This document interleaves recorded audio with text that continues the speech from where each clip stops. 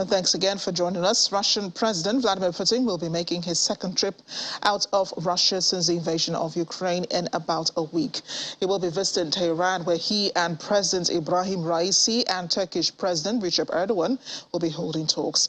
According to the Kremlin, the three are guarantors of the Astana process to promote Syrian reconciliation, and that's all they're saying for now.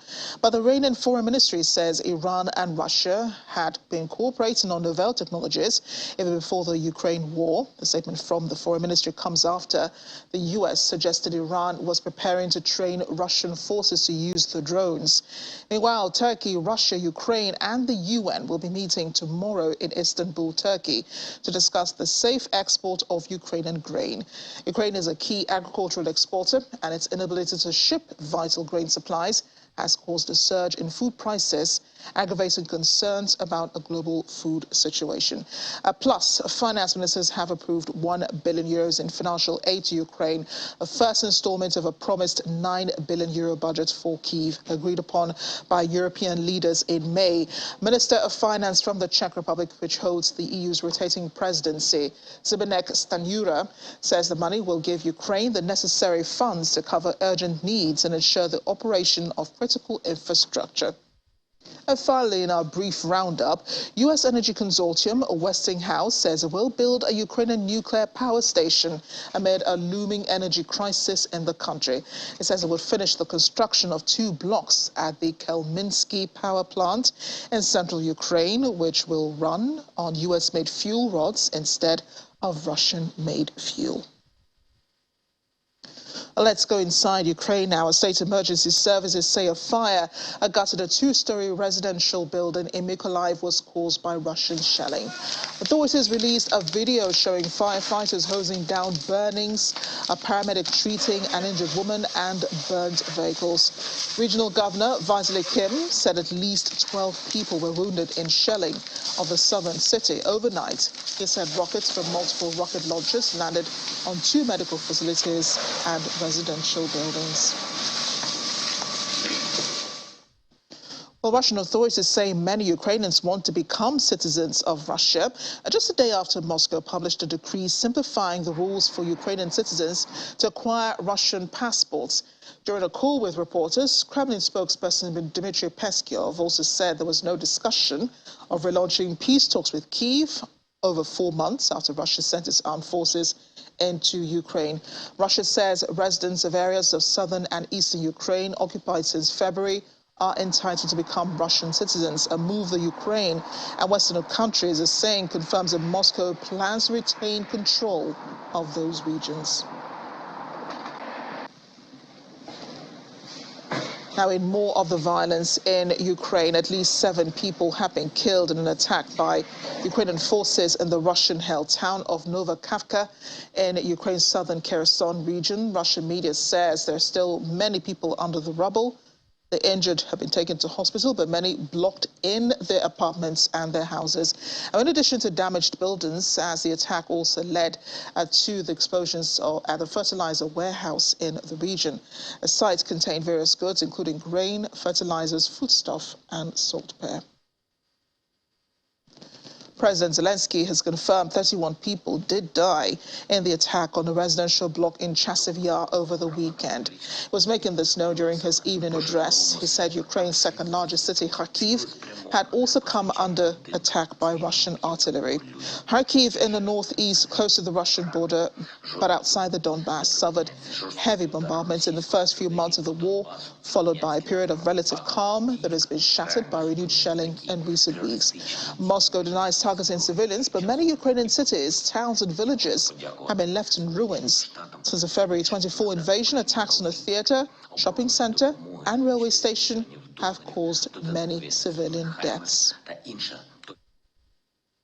Germany's Vice-Chancellor and Economy Minister Robert Habeck says no one should freeze, but German households will need to reset their attitude towards energy and its conservation. He was making the remark at a joint news conference with Austria's Environment Minister Leonore Gewessler in Vienna. Habeck said without private households saving energy, there would be massive consequences for industry and the economy. He also says the energy crisis both countries are currently facing offers new opportunities such as expediting the introduction of renewables into the energy infrastructure. Now, as a landlocked country unable to build LNG terminals, Austria is dependent on gas supply via pipelines from Germany. Joining me now is senior lecturer and acting head of mass communications department at the University of Benin, Dr. Dan Eharifo. Dr. Eharifo, thank you for joining me on the program today. Thank you for having me. We're in the 5th month of this war in Ukraine, and there are still no signs of Russia slowing down with the rocket and missile attacks. In fact, Russia has taken over towns and cities, as we have been reporting. Has foreign intervention succeeded in making things worse in Ukraine, do you think? It is very obvious that the president of Russia is making serious inroad to Ukraine. And the reason is very simple. The caliber of weapons they have, the strength of the army, the resources at their disposal are contributing factors to this inroad into Ukraine. I had thought that when this war started, the promises made from the European Union to Ukraine, they would have supplied the necessary weapons and the human resources necessary to counter the Russia offensive. But as you know, Russia has the adequate technology and weaponry to tackle this war.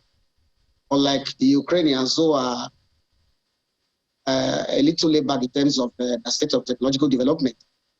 So what you see at play in this war is the capacity of Russia to adequately take on Ukraine without a level of resistance from Ukraine. So as you did ask, the reality is that Russia is gaining ground by the day. I think the dream and vision of the Russian president is to totally annihilate Ukraine. And that is exactly what they are doing.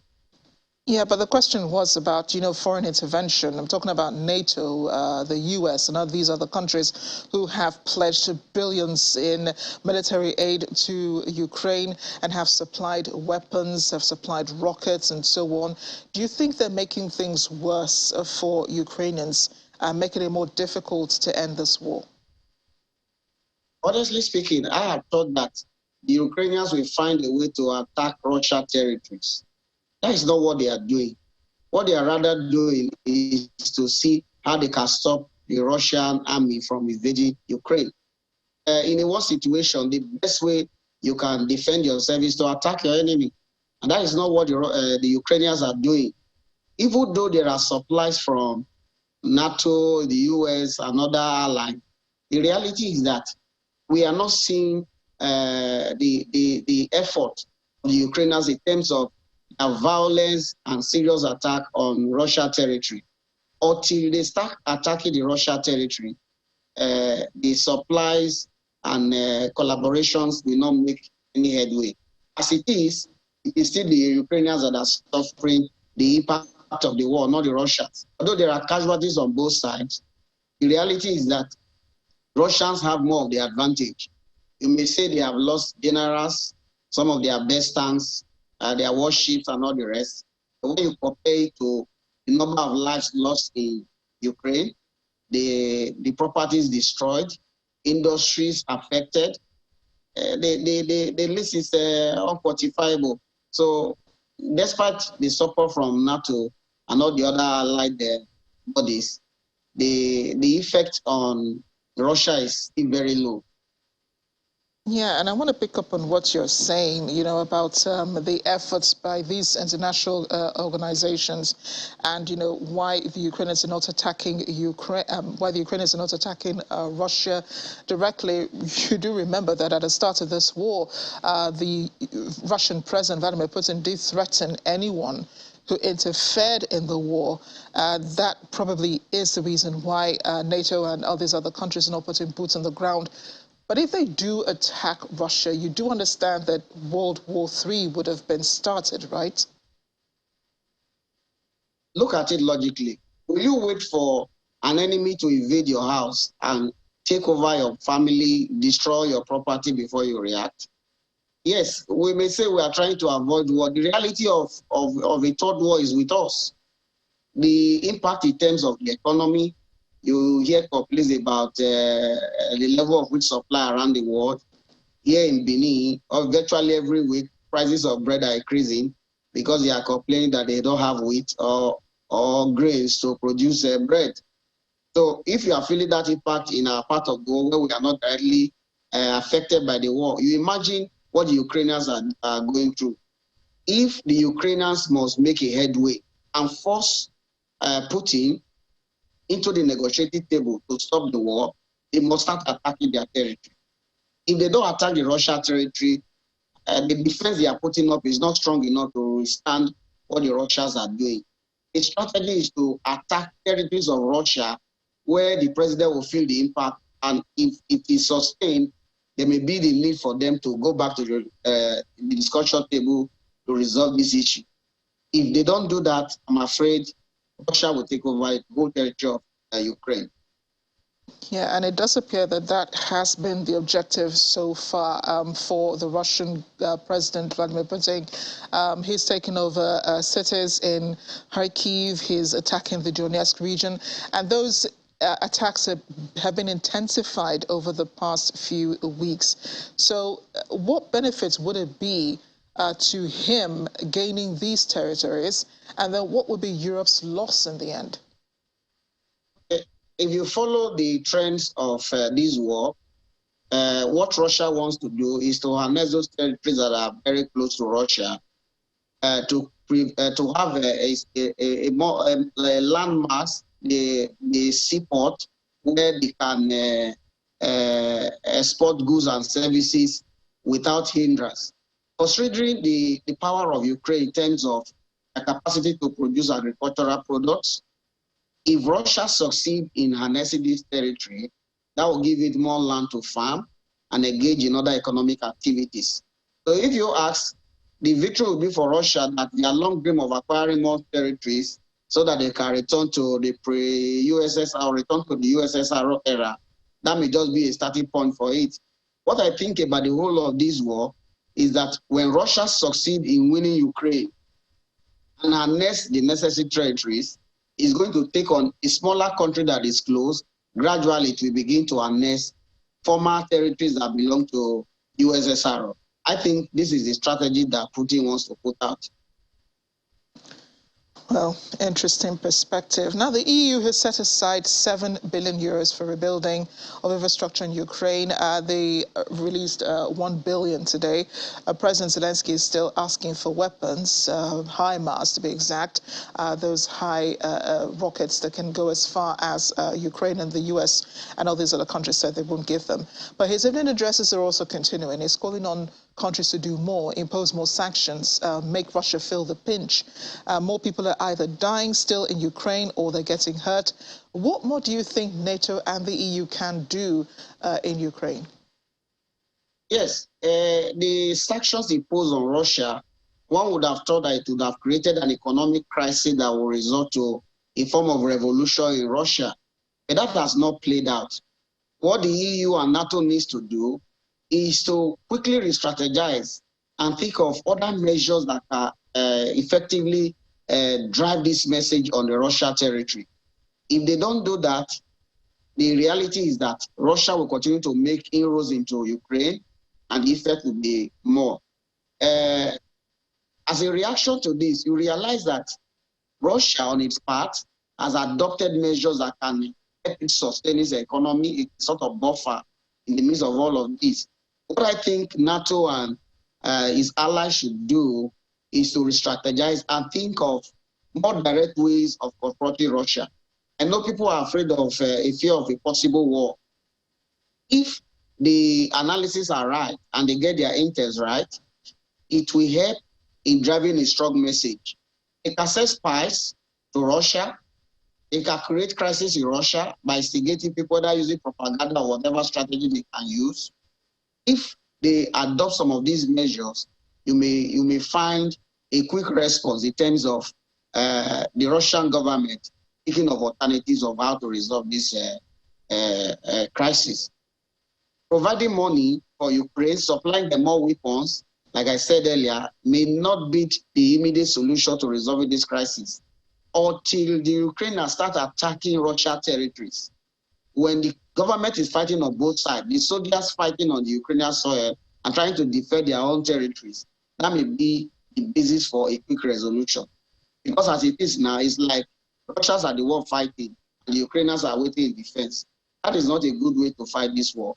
NATO must find a way to empower Ukraine to fight in a more decisive way, not by giving them weapons that can travel miles into the Russian territory to make destructions as they are doing in Ukraine. If they're able to do that, we'll have a situation where both parties will be forced into the discussion table. Yeah, and I'm wondering, how the rest of the world can recover from what's going on in Ukraine. You mentioned the price of bread that's going higher because the price of wheat has gone higher. And wheat, of course, Ukraine is a huge exporter of wheat, and the rest of Africa also depends on that.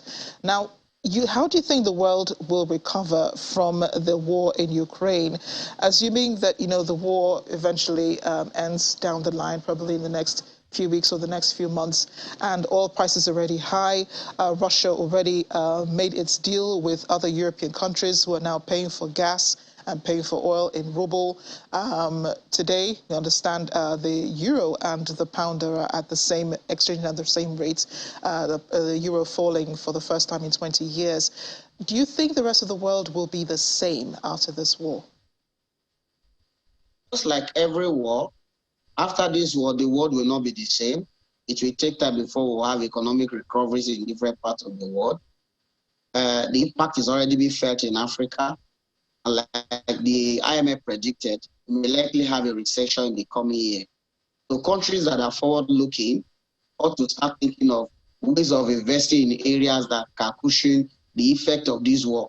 In this sense, you ask, what are we getting from Russia? What are we getting from Ukraine? So that when this war ends, how do we survive while waiting for the period of production to pick up? So countries that are forward-looking must start investing in these areas. I don't know why our government is not thinking in this direction. Areas we have comparative advantage, we ought to start investing in those areas so that when the war ends, and it comes to a point where we need to survive. What we are investing in those areas will provide a sort of a buffer for our economy. It will provide a basis for us to start exporting those resources that provide avenue for Russia and Ukraine to take economic advantage. If we are taking in this line, we help in solving the direct impact of the war on our economy and other countries of the world. Every country should start thinking about their own area of comparative advantage and invest in those areas. If they do that, the impact of the war will not be felt for too long. Dr. Dane Hirefo, thank you so much for speaking with us on The World Today. Thank you very much.